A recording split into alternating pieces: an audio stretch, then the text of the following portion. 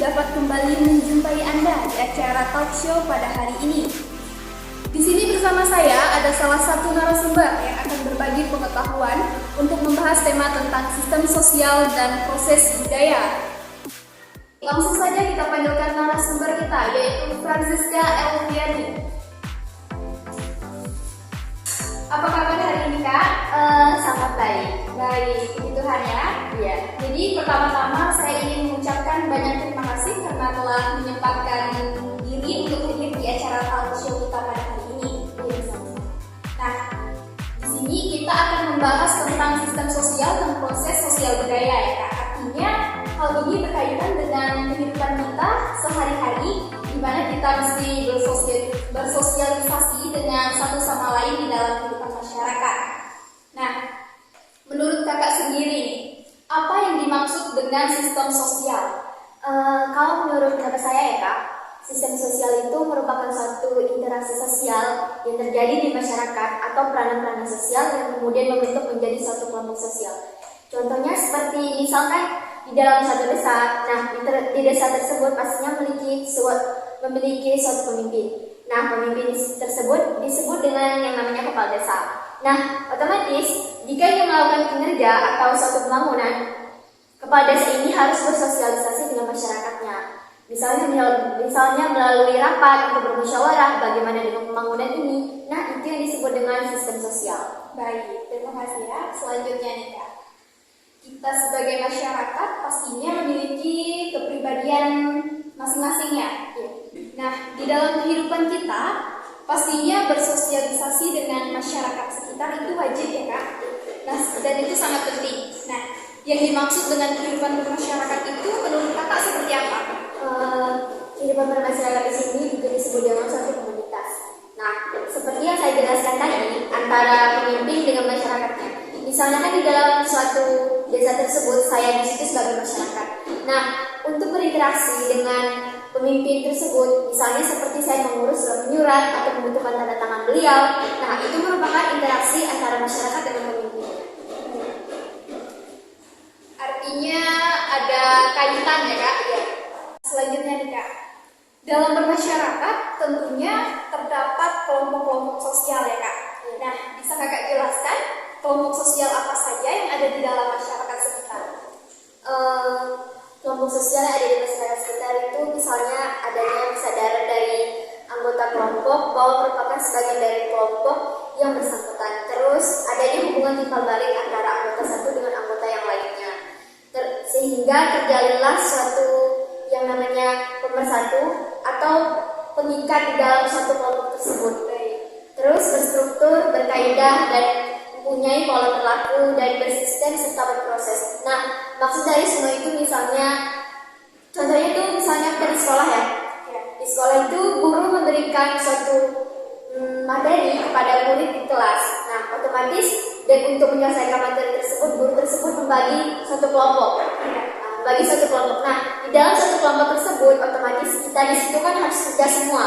Dia mewujudkan suatu tujuan yang jelas sehingga permasalahan atau materi yang kita bahas itu bisa terselesaikan dengan cepat. Baik, artinya kelompok ini dibentuk karena memiliki suatu tujuan yang akan dicapai bersama ya Kak. Baik, bisa kakak jelaskan ciri-ciri interaksi itu seperti apa?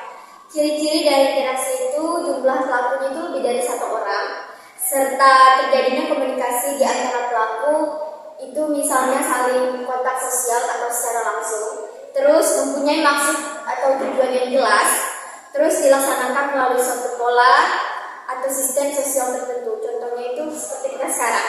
Ini merupakan yang namanya contoh dari interaksi sosial. Baik, berarti ini kita sudah memberikan contoh ya Kak? Iya. Baik. Nah, di dalam interaksi artinya ada kaitan dengan satu sama lain. Nah, kakak bisa jelaskan contoh dari kerjasama itu seperti apa? Contoh dari kerjasama itu misalnya di sini kita ketahui bersama kan, kalau dengan adanya kerjasama itu dapat menyelesaikan suatu persoalan atau permasalahan yang sedang kita hadapi. Nah, contoh dari kerjasama itu misalnya seperti kalau orang di desa itu pasti mengadakan yang gotong royong untuk membersihkan suatu desa. Nah, itu merupakan yang disebut dengan kerjasama. Kenapa? Karena dengan bergotong royong itu kita bisa membersihkan kampung kita sendiri supaya orang yang berkunjung ke desa tersebut tidak merasa oh desa ini kotor, oh desa ini tidak bersih. Nah, sehingga di situ kan terbentuklah suatu tujuan yang jelas, yaitu mewujudkan suatu adanya kebersihan di dalam daerah tersebut. Baik, berarti di dalam masyarakat perlu ya gotong royong antar sesama. Itu pun untuk membangun atau menjadi tujuan di dalam kerjasama. Baik nih Kak, jadi apa sih yang dimaksud dengan perananta sosial? Di sini perananta sosial itu disebut sebagai sistem norma yang bertujuan untuk mengatur tindakan atau kegiatan yang terjadi dalam suatu masyarakat untuk memenuhi kebutuhan pokok dalam masyarakat itu bagi manusia.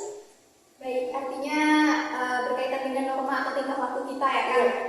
Nah, menurut kakak nih, apa fungsi dari perananta sosial? Fungsi dari perananta sosial itu memberikan pedoman kepada masyarakat ya, dari cara berperilaku atau bertindak dalam menghadapi suatu masalah. Terus yang kedua itu adalah menjaga keutuhan masyarakat, dan yang ketiga itu memberikan pegangan atau kendalian diri dalam menghadapi segala masalah sosial yang ada di masyarakat atau biasa disebut dengan social control. Baik, berarti ini artinya nih sangat penting ya kan dimiliki kita sebagai makhluk sosial. Nah, di dalam masyarakat pastinya kita memiliki sebuah struktur sosial nih. Bisa kakak jelaskan apa itu yang dimaksud dengan struktur sosial?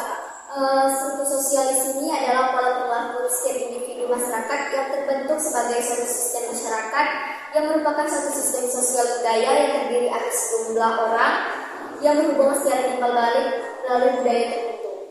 Baik, di dalam hal ini artinya sebuah struktur sosial itu memiliki fungsi dan tujuan. Bisa kakak jelaskan apa fungsi serta tujuan dari struktur sosial? Fungsi dari struktur sosial itu yaitu sebagai suatu penyelenggaraan atau penataan kehidupan di dalam suatu masyarakat. Nah, sedangkan tujuan dari struktur sosial itu yaitu sebagai penekanan atau antisipasi terhadap pelanggaran norma-norma yang berlaku atau nilai dan peraturan yang berlaku di dalam suatu masyarakat. Baik, berarti penting ya fungsi dan tujuan dari struktur sosial agar berjalan dengan lancar gitu ya Kak. Baik, ini adalah seputar pembahasan kita tentang sistem sosial dan budaya dasar. Nah, dapat kita ketahui bahwa sistem sosial itu sangat penting bagi kehidupan kita, dan sistem budaya dasar juga sangat penting di dalam kehidupan kita, yang dimana setiap masyarakat sosial itu memiliki pribadi yang berbeda-beda, entah dari sikap maupun tingkah laku. Nah, sebagai makhluk sosial kita juga sering menjalin kerjasama antar masyarakat untuk mencapai tujuan bersama.